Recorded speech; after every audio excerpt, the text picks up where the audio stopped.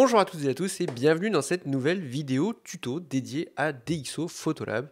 Et aujourd'hui, on va parler impression et dans cette vidéo, je vais vous donner des conseils pour maximiser votre flux de travail, de votre importation de photos jusqu'à l'impression pour avoir l'impression la plus fidèle possible à ce que vous avez sous les yeux.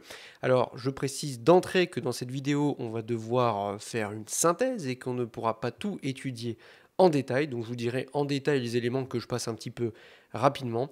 N'hésitez pas à me dire tout au long de la vidéo en commentaire s'il y a des éléments que vous aimeriez que je développe ultérieurement dans justement d'autres vidéos, parce que voilà, sinon la vidéo, déjà qu'à mon avis elle va être un petit peu longue, sinon elle serait vraiment beaucoup trop longue. Enfin bref, je ferme cette parenthèse et on va commencer assez rapidement. Alors pourquoi cette vidéo? Tout simplement parce que DxO Photolab est un logiciel qui a vraiment misé depuis plusieurs versions sur le travail en précision des couleurs.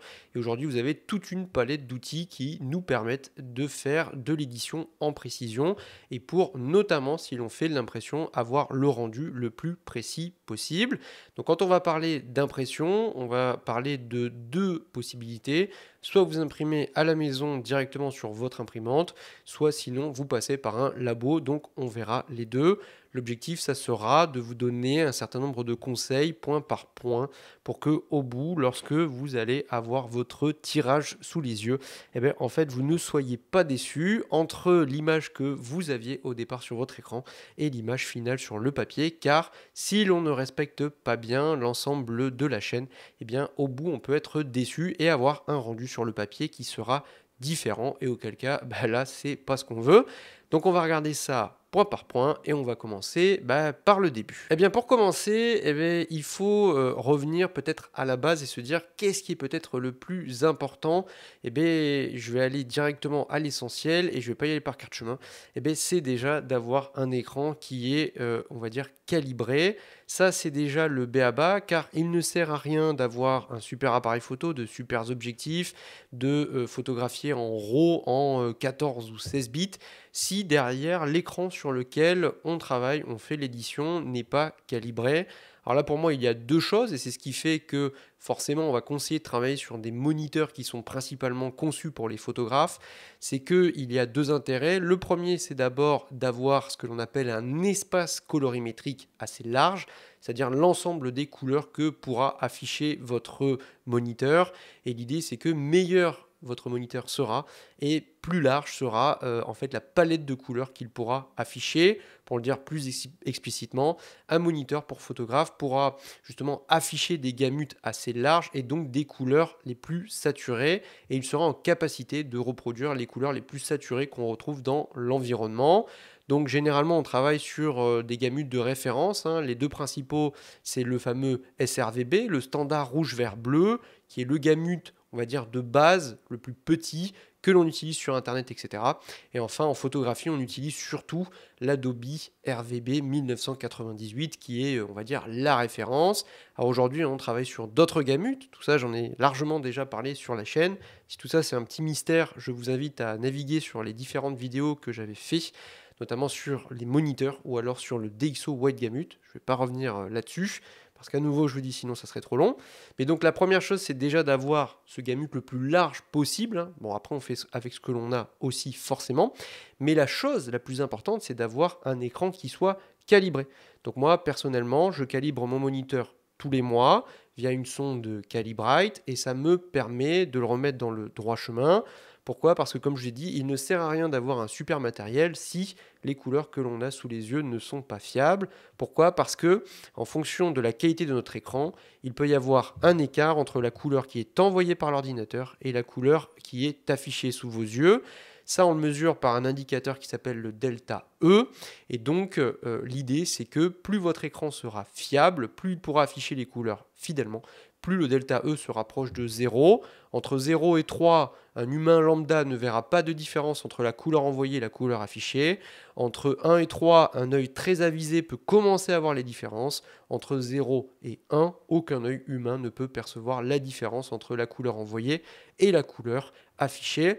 pour vous donner un ordre d'idée, moi le moniteur sur lequel je travaille, c'est un BenQ, donc là aussi j'en ai déjà parlé sur la chaîne. Ce moniteur, il peut afficher au-delà du gamut Adobe RVB, donc ça c'est juste pour le gamut, et en termes de delta E, il a un delta E maximal sur la couleur qui dérive le plus, qui est inférieur à 1, donc la moralité c'est que sur mon écran, il n'y a pas de différence visible entre la couleur envoyée et la couleur affichée. Donc pour le dire vraiment très directement, les couleurs que je vois sur mon écran sont très riches et surtout ces couleurs sont extrêmement fidèles. Donc ça tout d'abord c'est la première étape, c'est de s'assurer de ça et j'insiste là-dessus et je pense que je vais en reparler très prochainement sur la chaîne. L'un des accessoires auxquels on ne pense pas du tout quand on fait de la photo, c'est une sonde de calibration et pourtant c'est sans doute plus important que des tas d'accessoires que l'on priorise dans nos achats. Mais souvent on peut passer longtemps à faire de l'édition sur un moniteur qui est très mal calibré et résultat, ensuite quand on charge sa photo par exemple sur Instagram ou pire quand on l'imprime, il peut y avoir des écarts de couleurs et là on ne comprend pas. Bah oui, c'est parce que l'écran sur lequel on édite n'est pas calibré. Donc ça, c'est franchement super important. Et dernière chose là-dessus, dites-vous que même un écran pas fou, quand je dis pas fou, c'est pas pour photographe, et je vous donne un exemple très concret, l'ordinateur qu'il y a derrière, avec l'écran qu'il y a derrière, c'est un moniteur de bureau tout à fait classique de chez BenQ qui coûte une centaine d'euros, donc c'est vraiment pas un foudre de guerre d'un point de vue couleur, et pourtant ce moniteur, simplement en le calibrant, je suis arrivé à un delta E moyen qui était aux alentours des 1,5. Donc en fait, il n'y avait quasiment pas de dérive colorimétrique, donc c'est assez fou.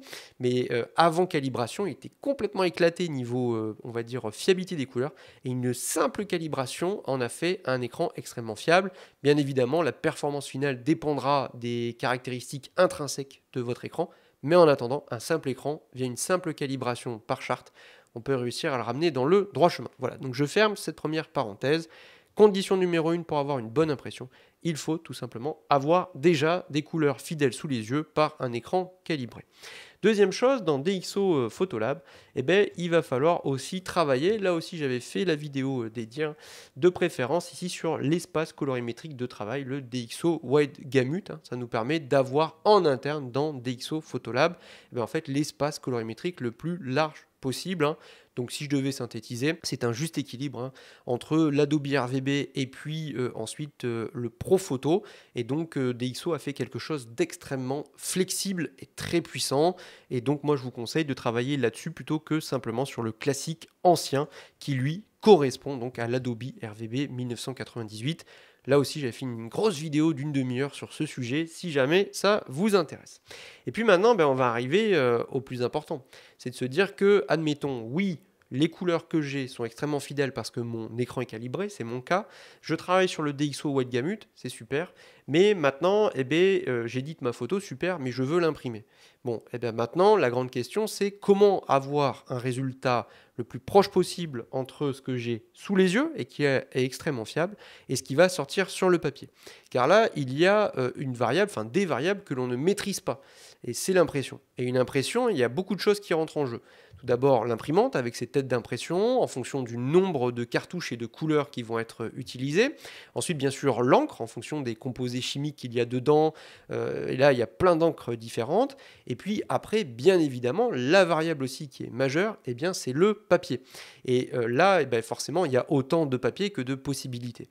Donc, clairement, l'impression, c'est là où ça devient très complexe, c'est que une même photo, même si sur un écran elle est parfaite, vous faites 10 impressions sur 10 imprimantes différentes avec 10 papiers différents, vous aurez des rendus différents. Et même si vous prenez une même imprimante mais avec 10 papiers différents, vous aurez une photo qui sera très différente.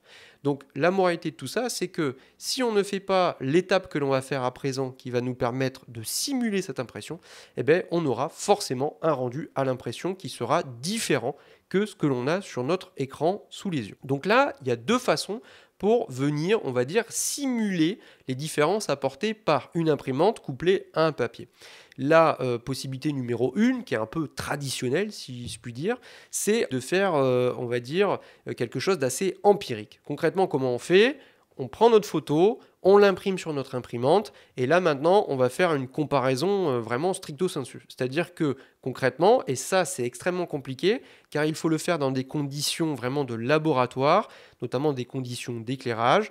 L'idée c'est de prendre notre photo sur un moniteur parfaitement calibré et à côté, dans des conditions d'éclairage extrêmement strictes, de venir comparer la différence qu'il y a entre ma photo calibrée sur écran et ma photo imprimée. Et là, on va venir maintenant regarder objectivement les différences qu'il y a et qui ont été apportées par le couple imprimante plus papier. Alors ça, c'est faisable. Mais il y a plusieurs problèmes, c'est que déjà ça demande beaucoup d'expérience, et puis quand même l'autre problème c'est que avant d'arriver justement à un bon résultat, il va falloir faire beaucoup d'essais, et il va falloir imprimer beaucoup de papier et utiliser beaucoup d'encre, et vu le prix de tout ça, on va éviter. C'est pour ça que les constructeurs, ils ont trouvé une deuxième solution qui est absolument géniale et qui a fait énormément de progrès, c'est la création de profils numériques qui vont nous permettre directement en interne dans notre logiciel d'édition de simuler en fait le rendu d'une impression. Ça, c'est assez extraordinaire. Ces fichiers, on les appelle des profils ICC. Alors, qu'est-ce que ça veut dire profil ICC? Ça veut dire International Color Consortium. Donc, c'est un consortium international qui a créé ce type de fichier que l'on appelle donc un profil ICC et qui, en gros, est une table de correspondance par rapport justement à soit un écran ou par exemple une imprimante. Donc, concrètement, à quoi ça sert un profil ICC? Eh bien, ça permet de simuler le rendu d'affichage, soit par exemple d'un écran, que ce soit un écran d'ordinateur, une télé, un vidéoprojecteur, un smartphone, ou carrément ce qui nous intéresse le plus, eh bien un rendu d'impression. Et donc concrètement, que ce soit un fabricant d'imprimante, un fabricant d'écran, un fabricant de papier, aujourd'hui ces fabricants sont en capacité de créer des profils qui vont venir donc simuler soit l'affichage sur un écran ou alors un affichage d'impression, un résultat d'impression. Donc ça c'est absolument génial. Au début c'était pas forcément très performant, il y avait quand même des écarts. Aujourd'hui les profils ICC sont vraiment très fins et grosso modo, quand et on va le voir ensemble, on applique un profil ICC dans notre logiciel d'édition, eh ben, on arrive justement à une simulation qui se rapproche très fortement de ce qu'on aura à l'impression. Donc petite parenthèse rapide sur ces profils ICC, on en a pour tout, y compris dans nos affichages d'écran. Et moi par exemple, quand je calibre mon moniteur, mon logiciel Calibrite qui fonctionne avec la sonde, une fois qu'il a recadré le moniteur et qu'il est parfaitement calibré, en fait il crée un profil ICC et c'est ce profil ICC qui est utilisé par mon ordinateur pour gérer les couleurs dans mon PC tout simplement. Et donc ça nous permet de gérer les couleurs à la fois sur nos écrans, sur nos imprimantes, etc., etc.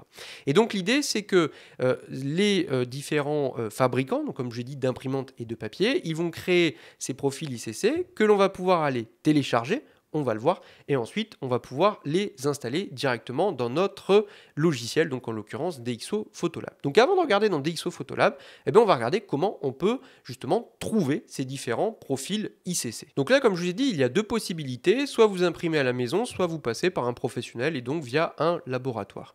Si vous imprimez à la maison, vous avez les grandes marques d'imprimantes, notamment photo, que ce soit Canon, Epson, HP, etc. Mais généralement, pour les imprimantes pour photographes, on est quand même chez Canon ou chez Epson.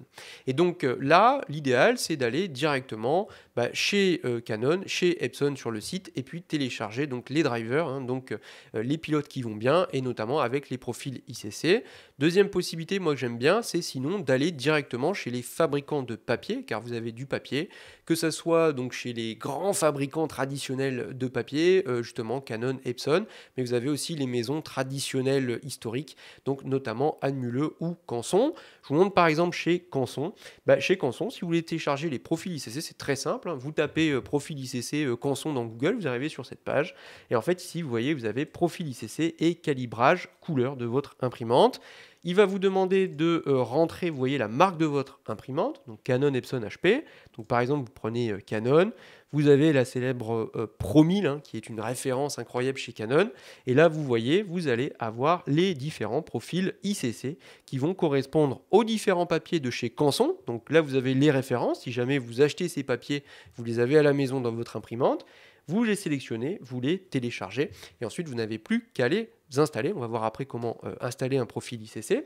Et puis, si jamais, et c'est mon cas, vous n'avez pas d'imprimante photo à la maison et que vous passez par un labo, moi j'imprime pas assez pour justifier l'achat d'une imprimante photo, vous passez par un professionnel. Donc soit vous prenez un labo à côté de chez vous, là auquel cas, rapprochez-vous de votre laboratoire, et là, bah, c'est eux qui vont vous guider pour la démarche à suivre. Donc là-dessus, vraiment, laissez-vous guider par les professionnels. Si vous passez par des grands labos, donc moi, ce qui est mon cas, parce que j'ai pas de petits labos à côté de chez moi, eh bien, en fait, moi, j'en utilise deux principalement, dans lesquels je suis très content. C'est Whitewall, qui est très connu et qui a excellente réputation. Il y a un autre labo que j'aime bien, qui aussi est très bon. Eh bien, en fait, c'est Salle Digital. Et donc, pour les deux, moi, je trouve que c'est vraiment très satisfaisant, notamment pour les tirages fine art, mais pas que. Et donc, si je vais par exemple sur Whitewall, hein, ben pareil, hein, vous tapez profil ICC Whitewall, vous arrivez sur cette page, et là, vous avez les différents profils ICC qui correspondent aux différentes prestations d'impression donc du site, et notamment leur papier. Vous avez le classique Fujicolor pour les impressions entre guillemets classiques brillants de chez Fujifilm. Vous avez ensuite des papiers qui sont très beaux pour du fine art. Vous avez le Ilford, le Anmühle, le Canson, le Epson, etc., etc. Même chose directement chez Salle Digital, et vous avez en fonction des différents produits de chez Salle Digital, vous avez les profils ICC qui correspondent. Et ce que j'aime bien en plus chez Salle Digital, c'est que en fonction des différents papiers, vous avez une page dédiée sur laquelle vous avez toutes les informations. Ça, c'est absolument génial. Donc là, vous voyez, pour le Anmühle Barita, vous avez toutes les informations du papier et vous avez aussi les informations du profil ICC et notamment l'espace colorimétrique qui est contenu à l'intérieur donc de la table du profil. Donc là, c'est très intéressant. Donc là, vous voyez, c'est de l'Adobe RGB. Et ce qui est super génial, c'est que vous voyez, moi, sur mon moniteur, là, pour l'édition, c'est en Adobe RGB. Donc, je vais rester en Adobe RGB tout le long. Et donc, ça permet d'avoir la même gestion de couleurs. Donc ça, c'est franchement top. Et après, il vous suffit de télécharger le profil ICC. Alors ensuite, une fois que vous avez téléchargé le profil ICC, qui va nous permettre de simuler le rendu donc du couple imprimante plus papier, comment on l'installe? Là, c'est absolument très simple. Vous avez votre profil, donc là, dans le téléchargement, vous voyez, et vous avez ce profil, donc là, moi, je suis sur PC, et pour l'installer, c'est super simple. Sur PC, vous faites un double clic, et c'est tout. Et voilà. Et donc là, il ne se passe rien, vous allez comprendre.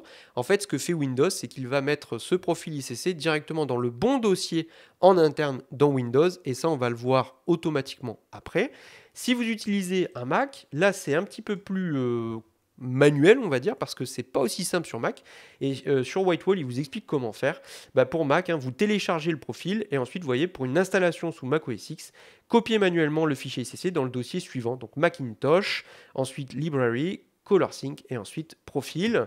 Et là, vous allez coller simplement le profil ICC donné et vous pourrez le retrouver ensuite dans votre logiciel d'édition. Maintenant, on va voir comment retrouver notre profil ICC dans DxO Photolab. Donc on repart dans DxO Photolab et pour retrouver le profil ICC, en fait, on va aller dans ici personnaliser car c'est dans les outils d'édition et donc forcément, puisqu'il s'agit d'une gestion des couleurs, on va aller ici dans l'onglet donc couleurs et on va aller tout en bas, hop, et tout en bas, vous avez cet outil incroyable qui s'appelle l'épreuvage écran. Et l'épreuvage écran, qu'est-ce que ça va nous permettre de faire? Tout simplement de venir simuler justement un rendu d'affichage, que ce soit pour un affichage d'écran ou alors carrément pour un affichage de simulation d'impression. Donc, pour ce faire, en fait, on active l'épreuvage écran, mais avant, il faut qu'on fasse une étape qui est fondamentale. Qu'est-ce que c'est? En fait, le truc, c'est qu'au départ, vous avez votre photo. Donc moi, je vais prendre l'exemple de cette photo-là qui a été prise en Islande. Le truc, c'est que ce qu'on va faire, c'est qu'on a notre photo de base, et moi, vous voyez que c'est un raw Sony, un .rw. Le truc, c'est qu'on va apporter des modifications qui, de fait, vont être propres à l'impression. Le truc, c'est que ces modifications vont être vraiment singulières au rapport imprimante plus papier, parce que si on faisait justement, et on va le voir, si on change le papier et l'imprimante, forcément, le rendu va être différent, et donc ce ne sera pas forcément celui qu'on veut. Le problème, c'est que il va falloir tout remodifier, etc. Donc l'idéal, et c'est ça qui est génial dans les logiciels d'édition, c'est qu'on peut créer tout simplement des copies virtuelles et avoir autant de copies virtuelles qu'on aura d'épreuvage écran avec un couple imprimante plus papier. Donc au moins, ça ne nous permet pas de tout remodifier à chaque fois et on peut avoir plein de rendus différents et assez singuliers. Donc pour ce faire, j'ai ma photo de départ sur laquelle j'ai déjà fait donc, une édition. Voilà, alors ça on va en reparler, mais ce que je vais faire, c'est que je vais créer donc une copie virtuelle et c'est sur cette copie virtuelle que je vais faire mon épreuvage écran. Donc pour ce faire, je fais un clic droit sur ma photo et je vais ici, donc vous voyez directement, faire créer une copie virtuelle ou CTRL-J. Donc je clique dessus et maintenant, il va me créer virtuellement donc cette fameuse copie. Voilà, il a créé donc ma petite copie virtuelle et vous voyez ici j'ai mon fichier de base qui est avec la petite lettre M comme master, donc c'est mon fichier de base, et ensuite j'ai un petit 1 pour copie virtuelle numéro 1, et c'est sur cette copie que l'on va se reposer. Donc maintenant on peut repartir tranquillement dans personnaliser, et on va pouvoir activer donc l'épreuvage écran et aller chercher notre profil ICC. Donc ce qu'on va faire, c'est que déjà on active l'épreuvage écran, et là il nous marque un message d'avertissement. Donc l'épreuvage écran a été activé. Si vous souhaitez corriger cette épreuve, oui, parce que justement l'épreuvage va apporter les modifications qui sont liées au couple imprimante plus papier, nous vous conseillons d'utiliser une nouvelle copie virtuelle, mais ça, on vient de le faire. Voilà, donc c'est pour ça, moi j'ai déjà anticipé. Donc on fait OK. Et là, maintenant, vous voyez, vous avez un cadre blanc qui s'affiche. C'est comme ça qu'on reconnaît aussi l'épreuvage écran. C'est que quand on fait l'épreuvage écran, il nous met ce cadre blanc qui correspond justement au rendu du papier blanc autour. Donc ça nous permet de réellement plus nous y retrouver. Alors, maintenant, ce qu'il faut, c'est trouver notre profil ICC. Donc pour ce faire, vous avez le profil ICC qui est là. Et ce qu'on va faire, c'est qu'on va cliquer dessus. Et là, vous voyez, vous avez plein de possibilités. Alors, moi, j'en ai déjà plusieurs. Vous, si vous ne l'avez jamais fait, il est possible que vous ayez simplement peut-être ça, voire même quasiment rien du tout. Alors, moi, rapidement, à quoi ça correspond ça? En fait, ici, ces profils correspondent aux grands espaces colorimétriques d'affichage que l'on retrouve sur en fait, nos ordinateurs et dans nos logiciels. Donc, vous avez les classiques en photo, donc le SRVB, le standard rouge, vert, bleu, qui est le plus petit et qui est le standard.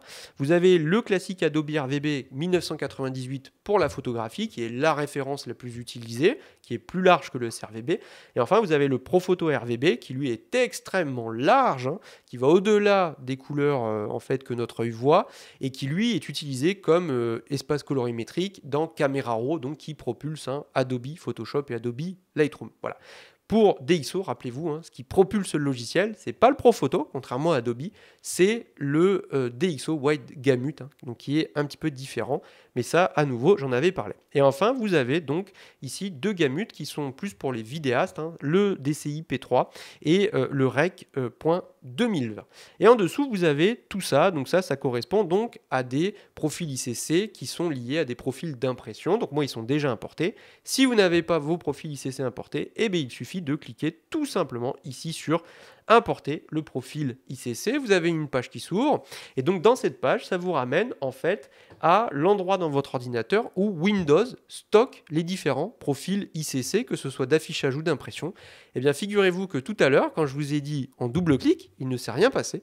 Mais ce qui s'est passé, c'est que Windows a automatiquement placé le profil ICC dans ce dossier-là. Donc Windows, System32, Spool, Drivers, Color. Et il l'a mis directement, on n'a rien eu à faire. Là où vous avez vu, chez Mac, il faut copier et coller manuellement dans le bon dossier. Maintenant, il ne nous reste plus qu'à sélectionner donc, le profil ICC que l'on a téléchargé. Donc soit via son imprimeur ou avec son imprimante. Et donc là, en l'occurrence, j'en sais rien, moi, si c'était chez Salle Digital ou chez Whitewall, vous le sélectionnez. Alors, je ne vais pas le faire, moi, ils sont déjà dedans. Et ensuite, vous les retrouvez ici. Et maintenant, il ne nous reste plus qu'à paramétrer tout ça. Donc, l'idée, c'est qu'on va prendre, par exemple, ici, le Salle Digital, donc Prints Glossy, qui correspond au Fujicolor classique. Donc, je le sélectionne. Et là, vous voyez, ça a une petite incidence quand même sur l'image. Alors, rapidement, sur les quelques petits paramétrages pour savoir avoir des bonnes bases. Alors, en dessous, vous avez le mode et vous avez deux possibilités, perceptuelles ou relatives. Alors là, je vous avoue que moi, c'est pour moi un petit mystère là-dessus. Pourquoi? Parce que ce que dit DxO, et là on va repartir sur le guide utilisateur de DxO Photolab, ce que nous dit DxO, c'est la chose suivante, et là je vais reprendre. Dans mode, ils nous disent, mode vous permet de choisir l'un des deux modes de rendu selon le papier utilisé ou les préconisations du labo ou de l'imprimeur. Bon. Le mode perception permet de conserver la proportionnalité entre toutes les couleurs affichées à l'écran et celles qui sont imprimables, et c'est le mode utilisé par la majorité des labos. Le mode relatif conserve aussi la proportionnalité, mais rapporte les couleurs hors gamme aux couleurs imprimables les plus proches. Donc là, très sincèrement, pour aller voir dans les labos, moi, pour avoir fouillé sur les sites, j'ai jamais trouvé de conseils là-dessus. Donc, moi, je reste, je vous avoue, plutôt sur perceptuel. Mais là-dessus, je vous invite, si vous avez un labo à côté de chez vous, de demander directement à la personne qui gère le labo pour vous aiguiller, pour justement savoir avant de faire votre édition. Bon, moi je reste sur perceptuel. Et enfin, si vous faites de l'impression, et bien là, on va bien cocher simuler le papier et l'encre. Et là, vous allez voir que ça va avoir une vraie incidence. Donc regardez, là j'ai activé le fameux Glossy Fujifilm. Et vous voyez, je simule ici donc le papier et l'encre. Et là, en fait, le but, c'est qu'avec l'activation de ce profil ICC, l'image que j'ai sous les yeux correspond justement par rapport à mon fichier de départ, correspond en fait à l'image que j'aurai si mon fichier de départ, je le mets dans l'imprimante avec le rendu des têtes d'impression de l'encre et du papier, et bien en fait j'aurai ce rendu là. Alors maintenant la grande question c'est, ouais mais alors comment on peut voir la différence entre mon fichier de départ et puis mon fichier justement qui est éprouvé? Ben là il y a deux possibilités. Possibilité 1, vous décochez, mais bon vous allez me dire c'est pas pratique, faut machin, etc. On est tout à fait d'accord. C'est là où on va faire la possibilité 2, c'est d'utiliser ici l'outil de comparaison.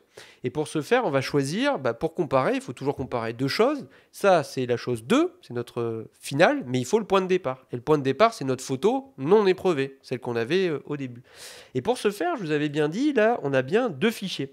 Et d'ailleurs, vous avez vu dans la bibliothèque, je fais une parenthèse, quand vous avez fait votre copie virtuelle et que vous avez mis l'épreuvage écran, vous avez le petit logo ici du Gamut qui est affiché, qui nous signale que vous avez sur cette photo-là un épreuvage écran qui est appliqué. Voilà. Donc, l'idée, ça va être la suivante, ça va être de comparer le fichier qui est éprouvé, qui est notre copie, avec le fichier de départ ici, qui est le fichier non éprouvé. Et pour ce faire, donc je repars là-dedans, je vais dans personnaliser, et dans comparer, je vais choisir, en fait, directement mon fichier de comparaison. Et donc là, vous voyez, ce que je vais faire, c'est que je vais choisir ici, donc on a la possibilité de l'image de référence, donc champ géométrie, sans recadrage, redressement des perspectives, etc. Aucune correction avec géométrie. Et ici, vous voyez master, l'image de référence. Et master, M, c'est ce qu'on va choisir. Et regardez, master, CL, c'est notre image de base sans épreuvage. Donc je vais la choisir comme image de référence. Et maintenant, regardez, ce qui va se passer, c'est que quand je vais comparer l'image, donc deux possibilités, soit je reste appuyé, et là vous voyez ça fait un avant-après, soit je fais CTRL-D, ça revient au même, CTRL-D, ça revient en fait à faire la comparaison. Regardez, là c'est avec épreuvage écran, et là c'est sans. Donc ça c'est mon image telle que je l'avais éditée au départ, et ça c'est mon image telle qu'elle est, justement, si je l'envoyais, donc celle-ci, cette image-là, si je l'envoie chez ici Salle Digitale avec le Glossy Fujifilm, et bien en fait, ça c'est ce que j'ai sous les yeux, mais sur le papier, j'aurai ça. Donc, mon image envoyée, si je ne fais pas de modif, et ça c'est l'image que j'aurai sous les yeux. Donc vous voyez qu'il y a une différence. Donc l'objectif, ça va être d'éditer sa photo de manière à ce qu'elle corresponde vraiment au rendu que l'on souhaite. Donc là, c'est pas ce qu'on va faire aujourd'hui, c'est pas le but, parce que là, la photo, il faudrait l'éditer, etc. Mais là, c'est à vous ensuite, quand vous savez déjà le papier qui vous plaît, etc., et bien tout simplement sur votre copie virtuelle, quand vous mettez l'épreuvage écran, eh bien, ça va être directement de faire un edit qui vous plaît pour avoir le meilleur rendu du point de vue des couleurs, des tonalités, de la netteté, etc., etc. Là, vous voyez, moi, par exemple, si je regarde le avant-après, si je compare, je vois qu'avant, en fait, mon ciel, là, vous voyez, par exemple, ici, en fait, après l'épreuvage écran, mon ciel, il est moins contrasté, moins punchy, moins saturé. Et aussi, je trouve que les couleurs ont plus tiré vers le magenta. Résultat, là, je sais que si je devais l'éditer pour l'imprimer sur ce papier, en fait, ce que je devrais faire, c'est aller un peu plus vers le vert, donc au niveau de la teinte, dans les couleurs, donc tirer un peu plus vers le vert, augmenter la saturation du ciel, etc., pour un rendu qui me plaît plus. Donc là, c'est à vous de vous adapter par rapport au rendu que vous souhaitez. Voilà.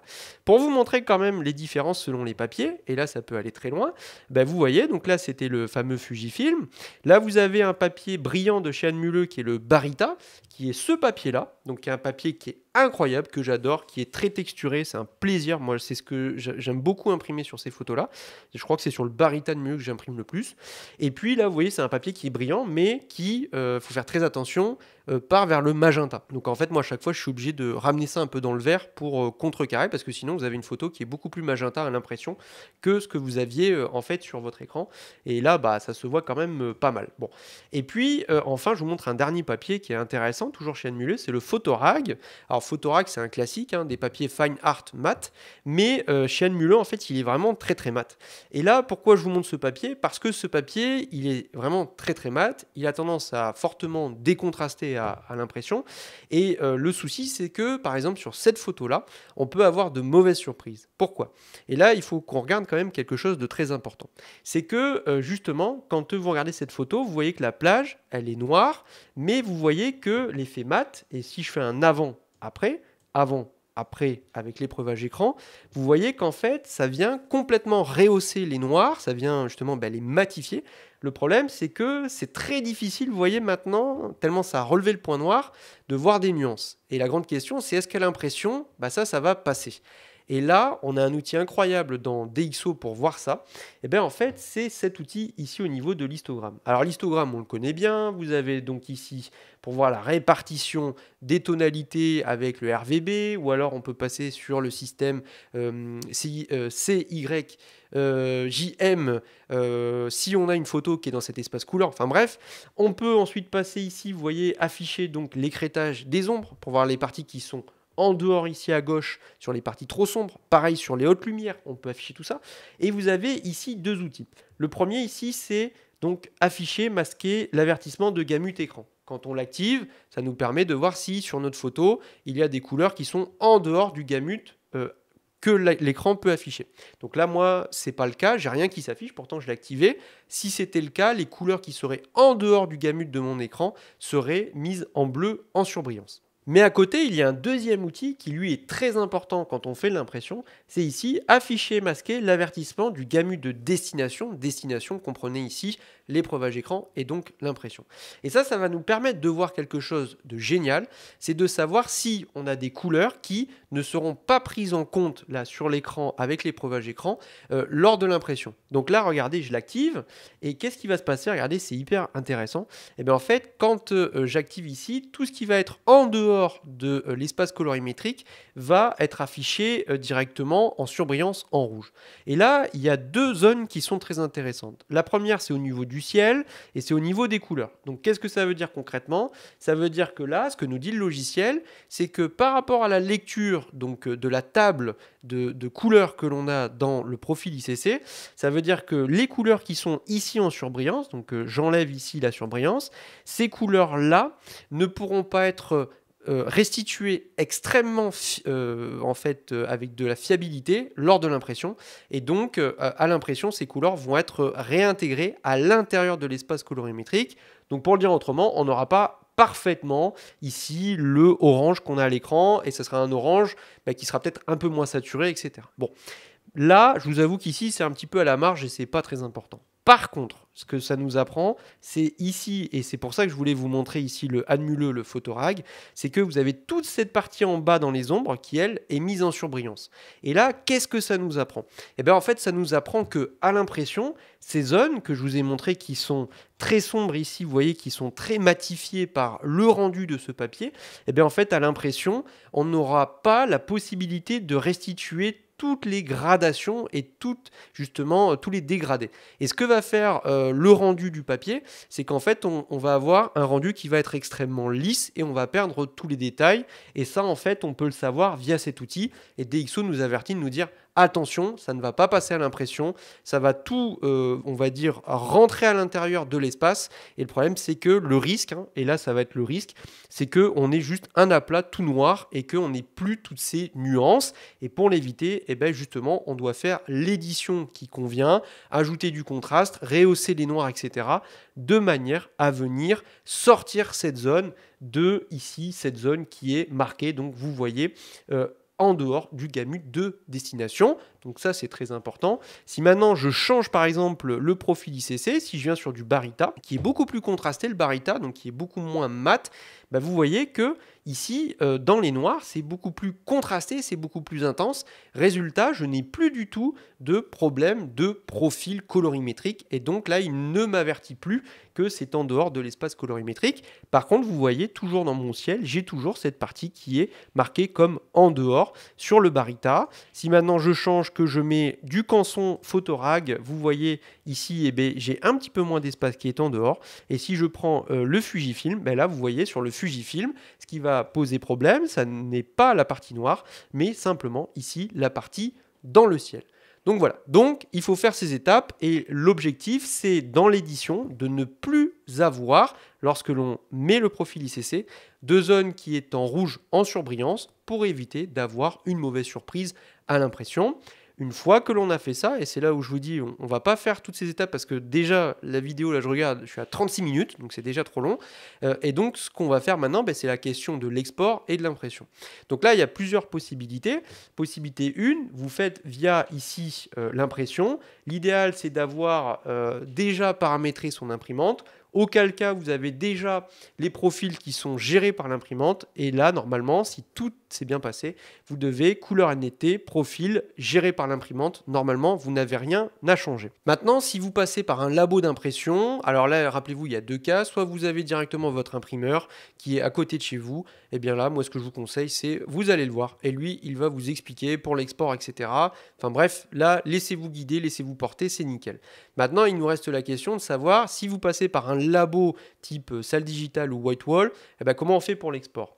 Pourquoi? Parce que quand vous allez exporter votre fichier, il va bien falloir exporter votre fichier notamment en JPEG et puis ensuite le charger directement sur votre plateforme pour pouvoir lancer une impression et la recevoir à la maison. Et bien, quand vous allez lancer l'export, en fait, vous voyez ici dans les paramètres d'export, et c'est la même chose dans Lightroom, etc. Vous avez ici la possibilité de choisir votre profil ICC. Et alors la grande question, c'est lequel je choisis? Est-ce que je choisis l'original? Est-ce que je choisis celui qui est identique à l'épreuvage d'écran? Est-ce que je choisis ensuite le SRVB? Est-ce que je choisis l'Adobe RVB? Ou est-ce que si je vais dans importer le profil, je peux aller chercher directement, vous voyez, les différents profils que l'on a importés? Et bien là, la réponse, elle est assez simple et directe, j'ai envie de vous dire. Et bien en fait, on va se rendre sur les sites des différentes plateformes et la réponse est la suivante. Eux, ce qu'ils vous disent chez Whitewall, c'est les profils ICC servent uniquement à afficher donc une épreuve numérique, comprenez l'épreuvage d'écran. Veuillez ne pas utiliser ces profils pour une conversion d'espace couleur et ne pas les intégrer dans les fichiers d'image. Donc comprenez, n'intégrez pas le profil ICC à l'export comme profil ICC de votre fichier. Et ce que dit Salle Digitale, et là aussi c'est plutôt très clair, c'est que eux, voyez, dans les conseils d'export, eux, ils vous disent que pour l'espace couleur, vous pouvez utiliser des fichiers d'image en sRGB ou Adobe RGB, voire même Profoto. Donc là, après, c'est à vous de choisir. Le but, moi, je trouve, c'est d'avoir en fait, une cohérence dans tout le flux de travail. Si, et c'est là où, dès le départ, il faut être cohérent, si vous travaillez avec votre écran, que votre écran a un gamut sRVB, que vous avez travaillé en sRVB, dans ce cas-là, conservez le sRVB tout le long, notamment à l'export. Pourquoi? Parce que vous avez travaillé avec un moniteur, avec un gamut sRVB, avec les couleurs du sRVB. Dans ce cas-là, exportez en sRVB et là, on est constant et il n'y aura pas de mauvaise surprise. Moi, par exemple, ici, j'ai travaillé sur mon moniteur en Adobe RVB 1998. Auquel cas, dans le profil, je vais choisir l'Adobe RVB 1998 et je vais exporter mon fichier avec ce profil-là. Et auquel cas, il n'y aura pas de problème. Ensuite, je l'exporte et je n'ai plus qu'à aller sur mon laboratoire en ligne, charger ma photo et avec les modifications que j'ai apportées directement sur mon fichier avec l'épreuvage écran. Et donc, pour résumer et pour être très clair, notre profil ICC, il ne doit intervenir que lors de l'épreuvage écran lorsque vous éditez. Pourquoi? Parce que quand vous allez exporter votre photo, elle va peut-être vous paraître trop contrastée avec des couleurs particulières, etc. Ben oui, parce que vous l'avez ramené directement dans le sRVB ou alors directement dans l'Adobe RVB 1998. Mais n'oubliez pas que vous, ce que vous avez fait en épreuvage écran, c'est venir travailler sur la compensation qui vient justement gérer les modifications et les subtilités par l'imprimante et le papier. Et bien ensuite, ce qui va se passer, c'est que ce fichier-là que vous avez exporté, justement dans l'édition que vous en avez fait, grâce à l'épreuvage écran, c'est venu compenser ces modifications. Et vu que le profil ICC est censé être bien fait, quand votre fichier il va partir chez l'imprimeur et qu'il va passer dans l'imprimante, avec les modifications que vous avez fait, et bien en fait, ça va venir modifier et tenir compte des subtilités de l'imprimante, de l'encre et du papier. Et au bout, vous aurez normalement, quand vous recevrez à la maison, la photo qui aura normalement le même rendu physiquement que quand vous avez mis l'épreuvage écran. Et si tout a été bien fait, que vous avez votre écran calibré, etc., et bien normalement, quand vous allez prendre votre photo, vous allez la coller à côté de votre écran, vous devriez avoir un rendu très similaire au rendu que vous aviez à l'épreuvage écran. Si c'est le cas, ça veut dire que tout le chaînon a été bon et que dans ce cas-là, eh bien, vous pouvez imprimer vos photos directement avec une bonne gestion des couleurs. Bref, eh bien on arrive au bout. Alors forcément, je vous ai dit, il y a des choses sur lesquelles j'ai dû passer, car c'est un sujet qui est hautement complexe et c'est très difficile de le résumer comme ça en si peu de temps. J'imagine qu'il y a plein de questions en suspens, et auquel cas, eh bien, avec grand plaisir, si vous en avez, je répondrai à vos questions, donc n'hésitez pas à les poser en commentaire. S'il y a d'autres sujets qui sont liés à ça, que vous aimeriez que je détaille, parce que là, forcément, j'ai été un petit peu rapide, n'hésitez pas à me soumettre aussi ces idées. Et auquel cas, les amis, eh bien, je vous dis à très vite pour une nouvelle vidéo.